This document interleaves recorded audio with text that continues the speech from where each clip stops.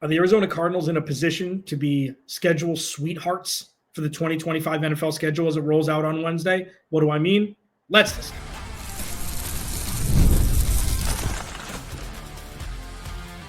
You are Locked On Cardinals, your daily Arizona Cardinals podcast. Part of the Locked On Podcast Network, your team every day. On Cardinals, Alex Clancy here. Follow me on Twitter, Clancy's Corner. Follow the podcast at Locked On AZ Cards. Thank you for making Locked On Cardinals your first listen, free wherever you get your podcasts and on YouTube. Part of the Locked On Podcast Network, your team every day. Me, part of the Phoenix sports media since 2011. This is going to be the most exciting year yet. This is going to be the most exciting year yet. Into year 9 of hosting this podcast, I am over the moon excited with what the hell is going to happen. And really, the first step of the new world of 2025, since the draft and free agency is over, is a schedule release, which will happen on Wednesday. Okay, I'm going to discuss one segment today. One segment about the schedule release. I do it. I'm the kind of person that, you know, when the March Madness bracket comes out, it's like, I don't want to look at it till like Tuesday. I don't want to look at it till right before the first four comes in. Because once I start looking at it, obsess is strong. But I'm going to strongly make that a part of my life. So I don't think it's necessary to do 3 full shows on the schedule. We'll do 3 full shows on the schedule after Wednesday. But I do want to do a segment and just kind of pose a question. And I do have a good sense of an answer on it as well. The Cardinals have some great problems.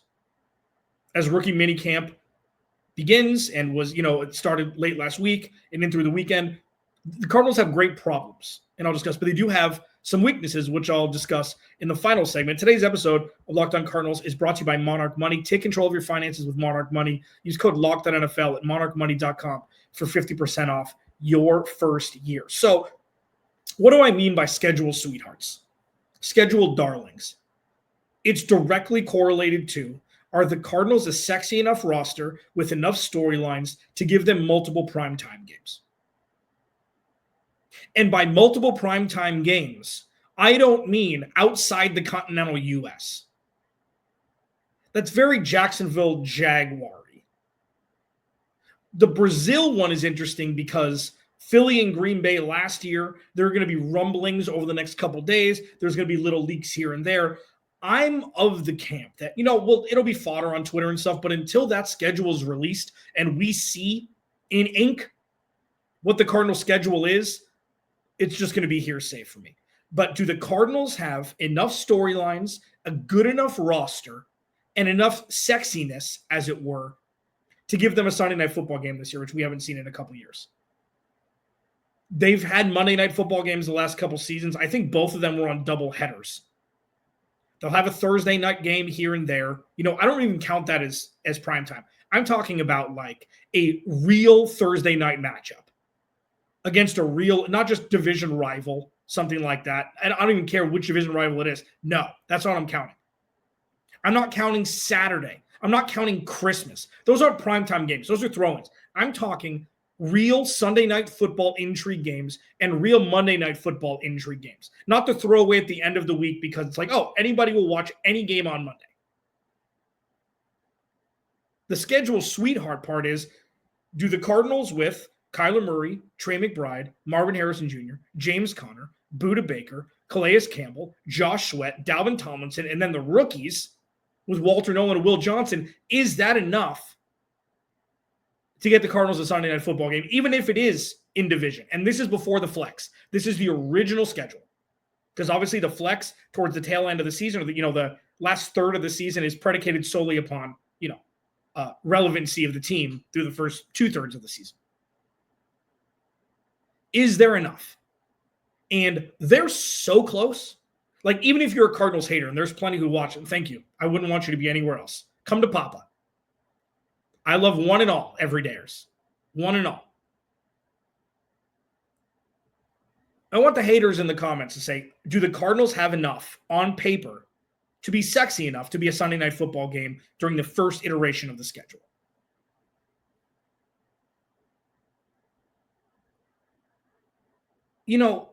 What sucks is that the Cowboys are going to get 7 for no reason whatsoever. Like, on the field, it doesn't matter. Like the Giants are going to get 5. Washington will probably get a massive uptick, and then the Eagles will get a bunch too. So the NFC East dominates. It's like the SEC or Big Ten. They dominate Sunday Night Football. They dominate it. And you've got the Chiefs, Chargers 1 week always. You got the 49ers playing a couple. You'll have 49ers, Green Bay, if they play. I think they play. But, like, the Cardinals are on that second tier. They've moved up to that second tier. I just don't know, circumventing the Cowboy machine that is relevant for no reason whatsoever. Traditionally, no reason whatsoever since 1995, 1994. Eagles won the Super Bowl. They're going to get a handful. It's like, can the Cardinals squeak their way in? And it begs the question, well, who are they playing? And for the YouTubers, for the YouTube folks who are watching my big dumb face spew stuff, you can see this. I just pulled up a list. This is from azcardinals.com. It's a Darren Urban article. It was the most succinct way to pull it. The Cardinals' home opponents are Atlanta, Carolina, Jacksonville, Tennessee, Green Bay, the Rams, 49ers, and Seahawks. And on the road, it's a lot more alluring. Like, their road schedule is brutal this year. Houston, Indy, Tampa Bay, New Orleans, Dallas, Cincinnati, Rams, Seahawks, 49ers. So you could see a lot on the road if the Cardinals play a Sunday Night Football game in Houston. They play a Sunday Night Football game in Cincinnati. Green Bay, comes to Arizona, and that's a Sunday Night Football game. You'd see that maybe as a Monday Night Football game. But for me, this is selfish. The reason why I did this segment is because this is my prediction, and I've said it for the last couple of years, but it was kind of an outside. It wasn't close to happening. I think this is the year the Cardinals go to Dallas on Thanksgiving. I think this is the year. It makes the most sense in all senses of the word. The Cardinals are a competitive team, okay? They've got enough appeal solely predicated upon Kyler Murray, who hasn't lost a game in the state. He's undefeated in the NFL against them too. It makes all the sense. Marv, Trey McBride, the defense. I think this is the year.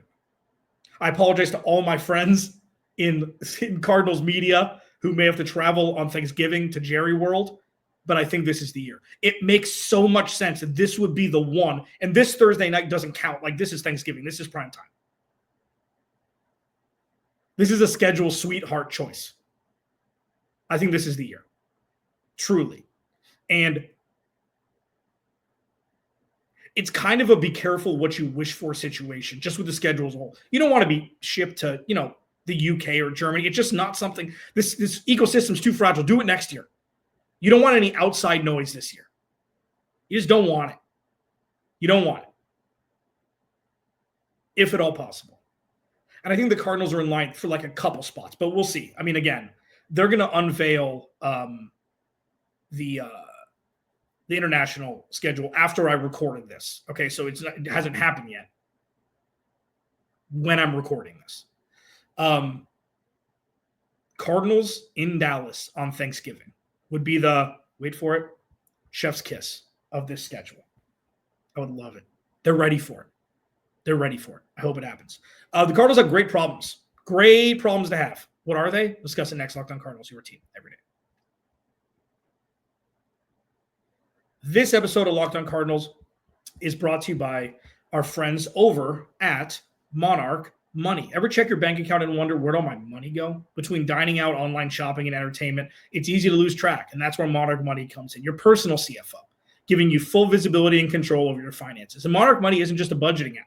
It's a complete financial command center. You can track all your accounts, investments, and spending all in one place, so you just stop managing your money and start building wealth. Take control of your finances with Monarch Money. Use code LOCKEDONNFL at monarchmoney.com for 50% off your first year. That's monarchmoney.com, code LOCKEDONNFL for half off your first year.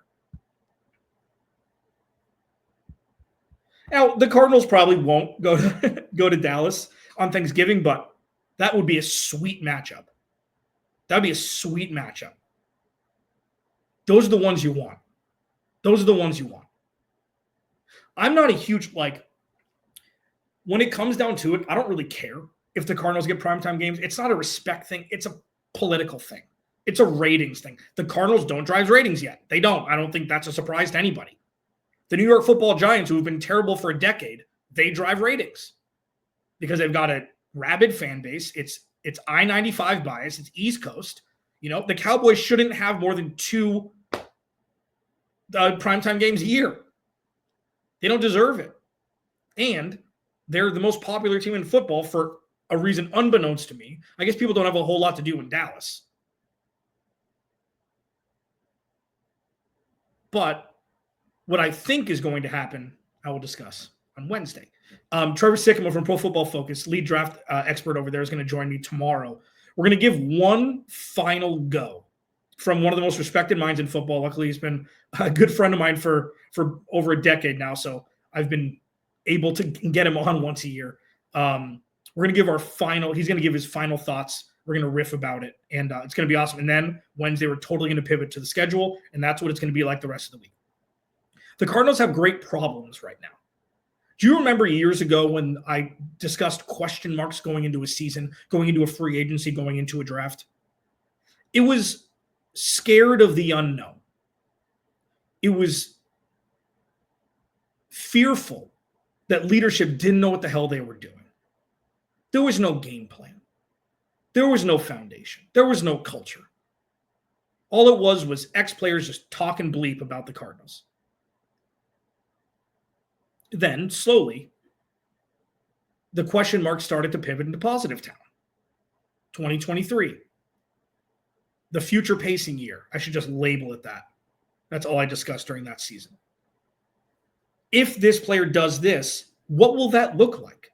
How will they build this roster out if this player pops? We're starting to see it. And then last year, it was a lot more concrete. Okay, can Trey McBride be first team All-Pro next year? That's the question surrounding him. It's no longer, hey, what did the Cardinals get with the second round pick when they should have definitely drafted an offensive lineman or edge rusher? Can Garrett Williams be fringe All-Pro? That's the question. As opposed to, is Garrett Williams going to be healthy? He played pretty well during his rookie season, but is Budda Baker going to be a Cardinal for the future? How well can Budda Baker play to command this defense from over the top? Different questions. And the great problems the Cardinals have now is, what's depth chart going to look like?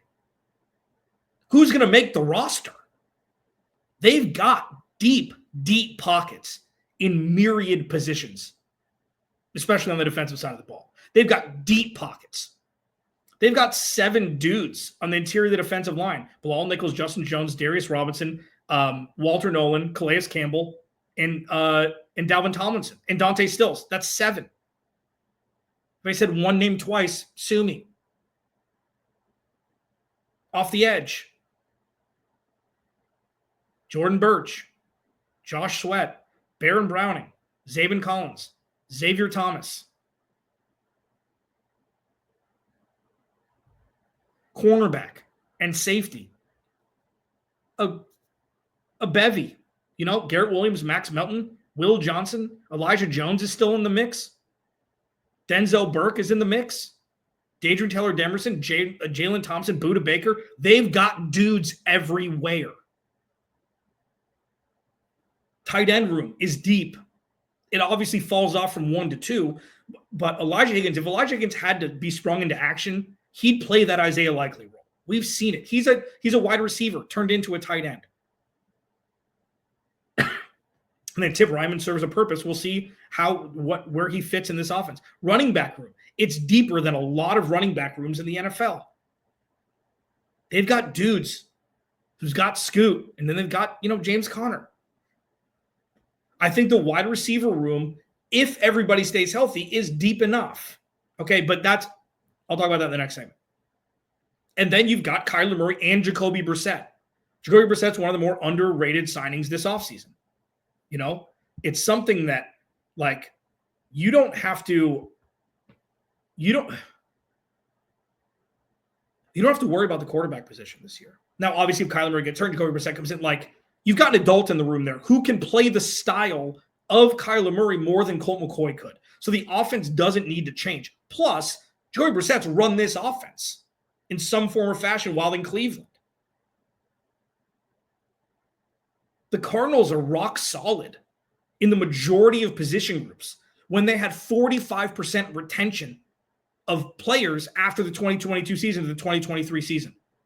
Things are different. Those are great problems to have. And of course, it's not perfect. No roster is going to be 8 men deep at every position.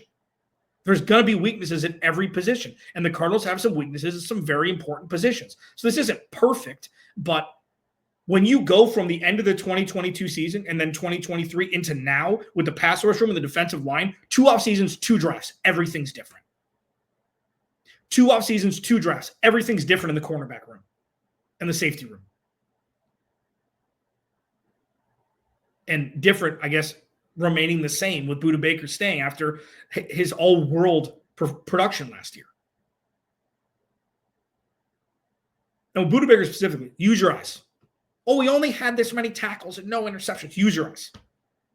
Use your eyes, please. So when you're looking at rookie minicamp, you're like, man, they got some dudes everywhere. I didn't even mention Cody Simon, who could, I mean, he's in line to potentially start it at Mike linebacker in week 1. We'll see what the learning curve is. Jay Stevens from Locked On Buckeyes joined me Monday of last week, and he talked about it. He goes, listen, he could be a guy who could be a starter, but he's not like, oh, that dude's going to start week 1. It's going to be a lot of Nick Rallis and Nick Rallis and Jonathan Gannon from now until week 1 to see what Cody Simon's going to be right out the gate. He's defensive MVP of the national championship game. I don't know. What's high score mean? Is that good? So the Cardinals going into this next step of the offseason, even if you don't trust Jonathan Gannon, Drew Petzing, Nick Rallis, Kyler Murray, whatever it is unequivocally impossible to deny that this is one of the deeper rosters the Cardinals have had in quite some time. And that is a fantastic place to be in. Now, it's not all rainbows and butterflies. There are some weak spots, and they're pretty important weak spots. I'll discuss what they are next. Locked On Cardinals, your team every day.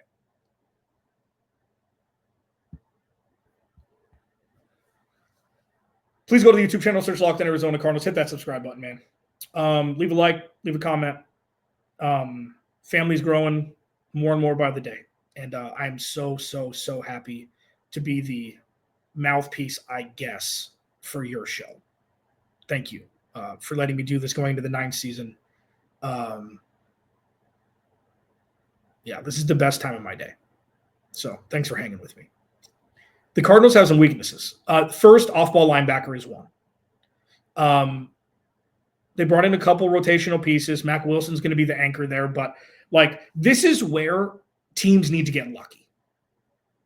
This is where teams need to get lucky. If you can hit on a 4th-round inside linebacker from the national championship team, he won the defensive MVP in Cody Simon. If you can hit and the dude is a starter week 1 wearing the green dot, that's how teams pivot into championship form or a championship trajectory. Not right away. It's not saying they're going to win a Super Bowl next year. But if you hit a 4th-round pick and he becomes an every down starter, that's what differentiates good teams from elite, almost Super Bowl fringe teams. That's what separates, because you need inexpensive contracts, dudes playing out of their shoes. So you don't have to bring in a vet or just hope that your pass rush and interior defensive line and secondary can cover up the weakness in the middle of the field. Now, Cody Simon's not great in coverage. The idea is they won't have to be.